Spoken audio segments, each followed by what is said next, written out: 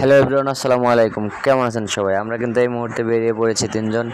আমাদের উদ্দেশ্য আজকের মিরপুর শেরেবাংলা জাতীয় স্টেডিয়ামে পাকিস্তান বনাম বাংলাদেশের মধ্যকার ওয়ানডে ম্যাচটি দেখার জন্য।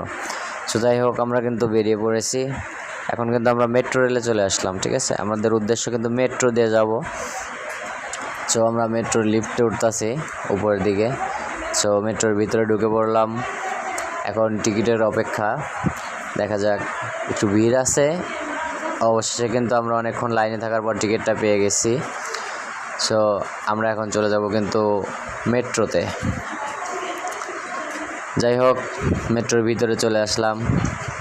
তো আমরা এখান থেকে কিন্তু মিরপুর 10-এ যাব। মিরপুর 10-এ গিয়ে মাঠ কিন্তু আমাদের কাছে হবে। যাই হোক, আমরা উঠে পড়লাম মেট্রোতে। আমরা কিন্তু সিট পাইনি, অবশেষে কিন্তু মাঠে ঢুকে পড়লাম।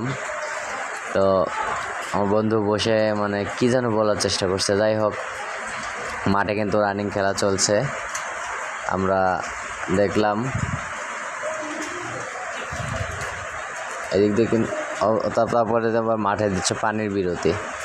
তো পানির বিরতি শেষ হতে হতে এখান থেকে আমি একটু হাঁটাহাঁটি করছিলাম, বন্ধু একটু হাঁটাহাঁটি করছিল, সেগুলোর কিছু ছবি নেওয়া হয়েছে।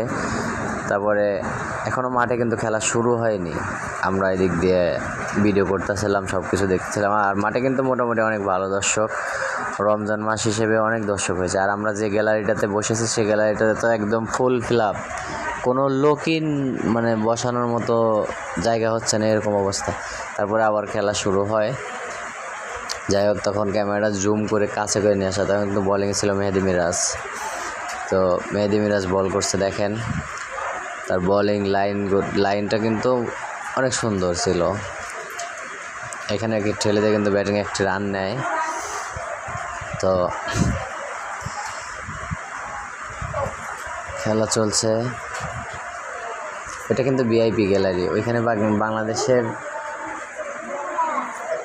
তারপরে কিন্তু আমার লাস্টে একটু ভিডিও একটু দিয়েছি মাঠের একটু লুক। যাই হোক, মাঠে সব কিছু দেখালাম। সবাই ভালো থাকবেন। আসসালামু আলাইকুম।